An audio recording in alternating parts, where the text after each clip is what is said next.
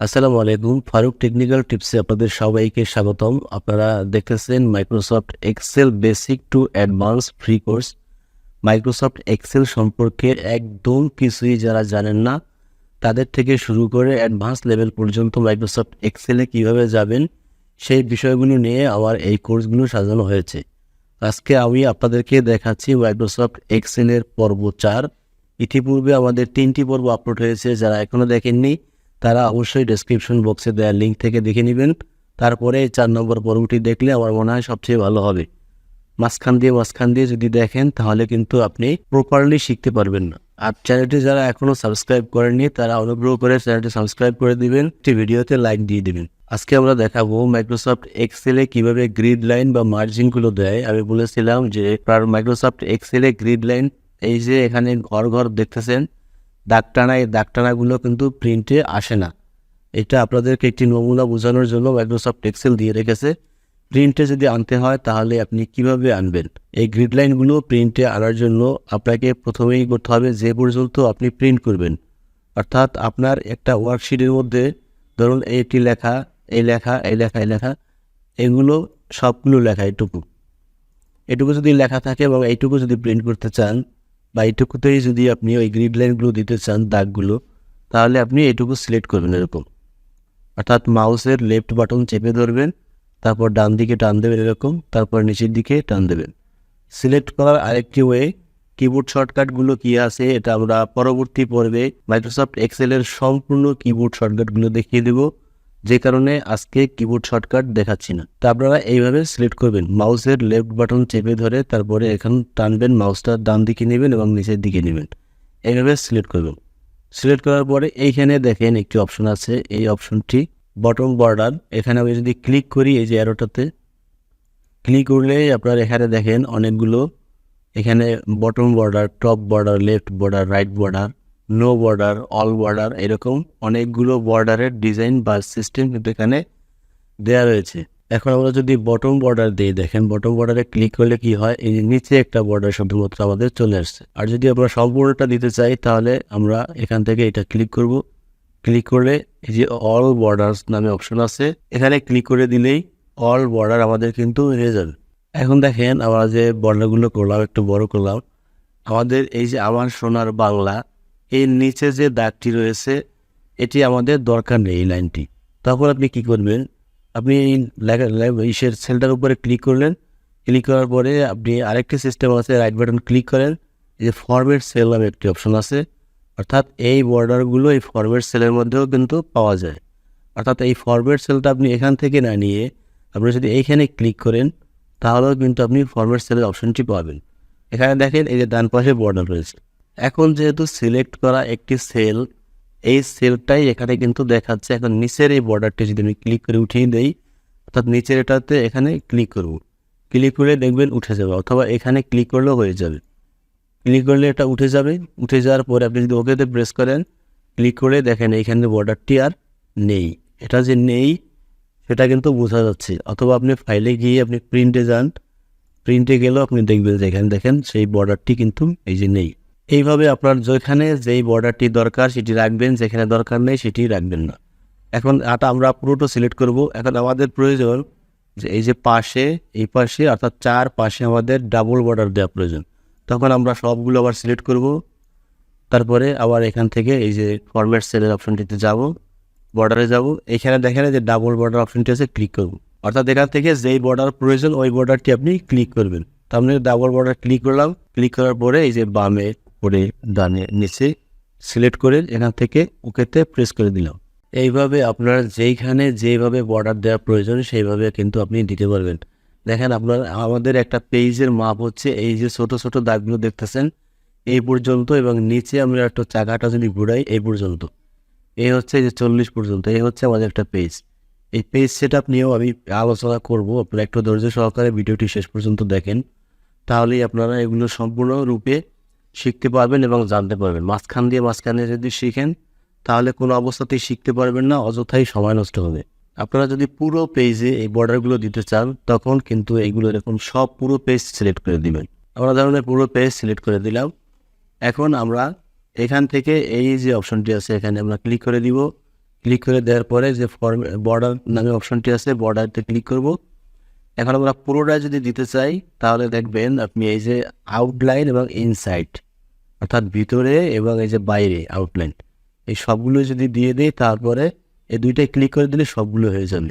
তারপরে ওকেতে দিয়ে দিই, তাহলে দেখেন আগেরগুলো সব রিমুভ হয়ে নতুন করে আপনি যেভাবে দিতে চাচ্ছেন সেইভাবে কিন্তু পুরো পেজেই এই গ্রিড লাইনগুলো হয়ে গেল। এইভাবে আপনি নির্দিষ্ট কোনো জায়গায় যদি আপনি, যেমন এখানে ধরেন 5 আছে, 5-এর ডান পাশের এই লাইনটি আমাদের দরকার নেই, তখন এখানে ক্লিক করবেন, রাইট বাটন ক্লিক করবেন, ফরওয়ার্ড সেল, অথবা আপনি এখান থেকে ক্লিক থাকা অবস্থায় এখানে ক্লিক করবেন, ফরওয়ার্ড সেল আসবে, এখানে বর্ডারে ক্লিক করবেন।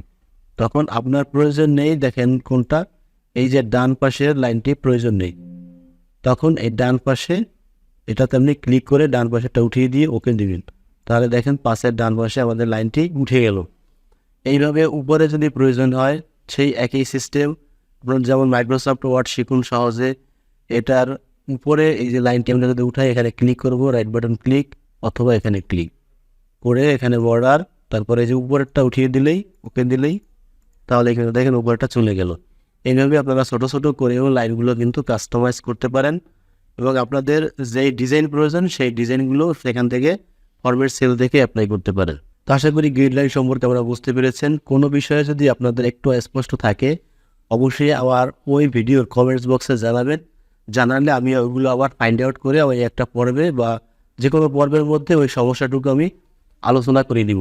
কারণ আমার কোনো জায়গায় গ্যাপ থাকতে পারে, আশা করি থাকবে না, তারপরে যদি থাকে বা কোনো জায়গায় আর দুইটি কথা বেশি বললে আপনারা বুঝতেন, এরকম কোনো জায়গা যদি পান অবশ্যই আপনারা কমেন্টসে জানাবেন। এবং এই গ্রিড লাইনগুলো যে দিলাম এগুলো কিন্তু অবশ্যই প্রিন্টে সবগুলো চলে আসবে। যেমন আমি এখান থেকে ফাইলে গেলাম, এখান থেকে প্রিন্টে ক্লিক করলাম, এখন দেখেন এই যে প্রিন্টে যা আসবে তা কিন্তু এখানে সব চলে আসছে। আর আপনি প্রিন্টে আসবে না এটা বোঝার জন্য আমি এই যে ডান পাশের এটুকু সিলেক্ট করলাম, সিলেক্ট করে আমি ফাইলে গেলাম, তারপরে প্রিন্টে গেলাম, তারপরে এখান থেকে যে প্রিন্ট এরিয়া, এখান থেকে প্রিন্ট সিলেকশনে গেলাম, তাহলে দেখেন অর্থাৎ যেখানে আমি সিলেক্ট করেছি সেই সিলেকশনে কোনো কিছু লেখা বা কোনো মার্জিন গ্রিড লাইন কোনো কিছুই নেই, অর্থাৎ যেখানে দেয়া নেই সেখানে কিন্তু প্রিন্টে আসবে না।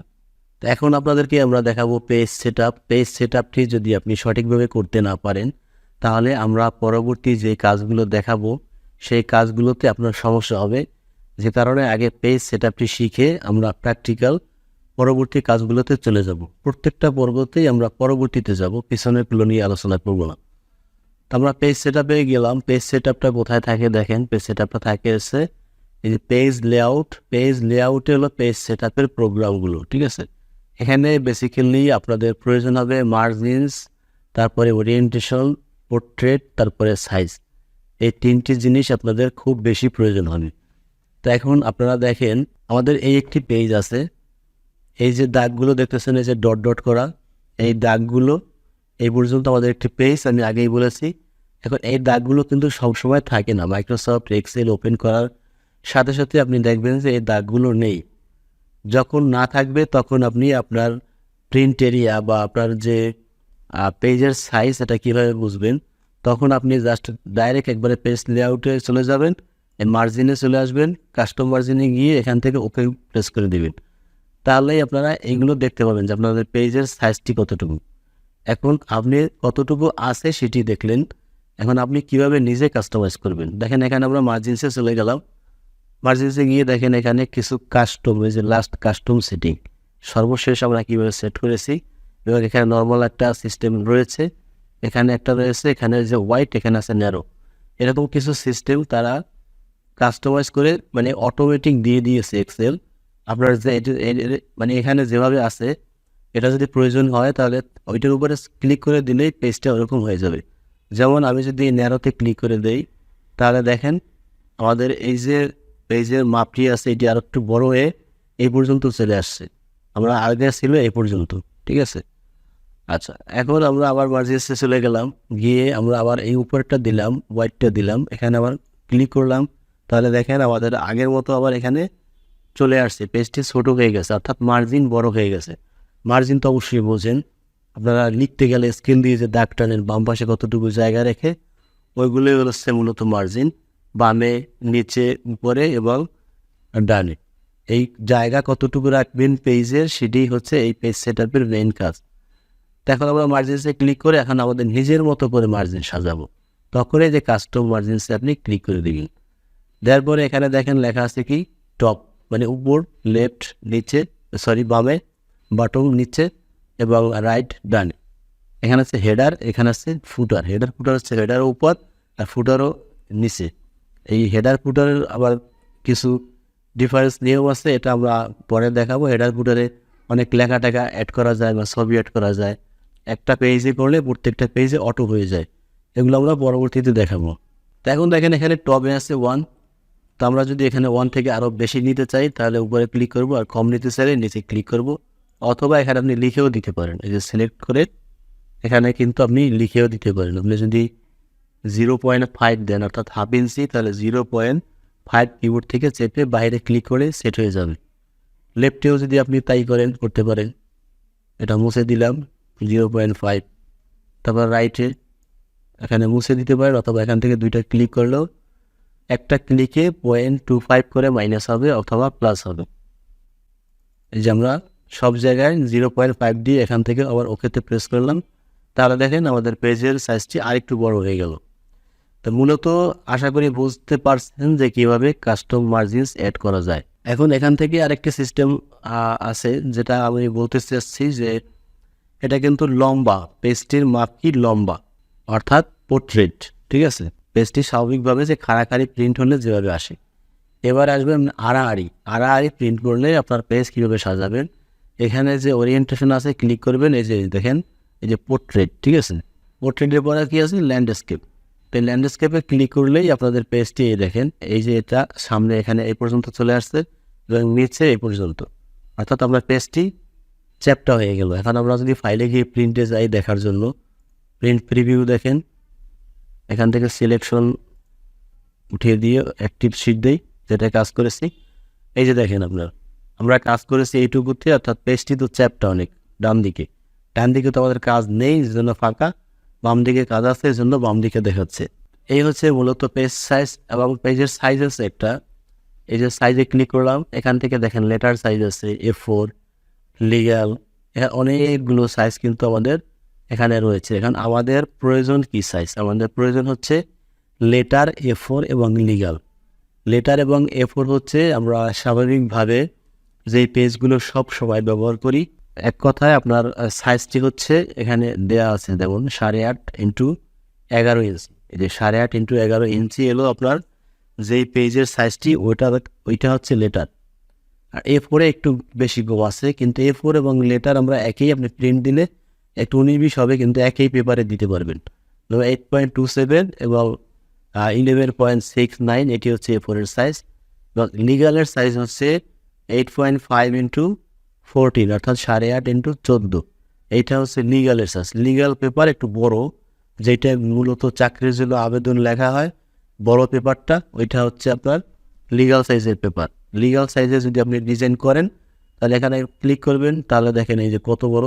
যেহেতু আমরা এখানে ল্যান্ডস্কেপ দেওয়া এখানে এই পর্যন্ত চলে আসছে, আমরা পোর্ট্রেটে দিয়ে দিই, তাহলে দেখেন আমাদের নিচে অনেক বেশি চলে গেছে। যে আগের পেজটি ছিল 40 পর্যন্ত, এটা যেহেতু মাপ বেশি 14 ইঞ্চি লম্বা, এবং 55 পর্যন্ত চলে আসছে। এই হচ্ছে মূলত আপনার লিগ্যাল সাইজ। এখন যদি আপনি লিগ্যাল কাগজে এখানে সবগুলো এই পর্যন্ত কাজ করে লিগ্যাল সাইজের কাগজে প্রিন্ট করেন, তাহলে কিন্তু আপনি এই পুরো পেজ প্রিন্ট করতে পারবেন। এখন যদি A4 প্রিন্ট দেন তাহলে কিন্তু কেটে আসবে, অর্থাৎ A4 মাপ পর্যন্ত আসবে, তারপরে আর আসবে না। তো আজকের পর্বটি এ পর্যন্তই। পরবর্তী পর্ব দেখার আমন্ত্রণ জানিয়ে শেষ করছি। আল্লাহ হাফেজ। সকলে ভালো থাকবেন, সুস্থ থাকবেন। সবাইকে ধন্যবাদ।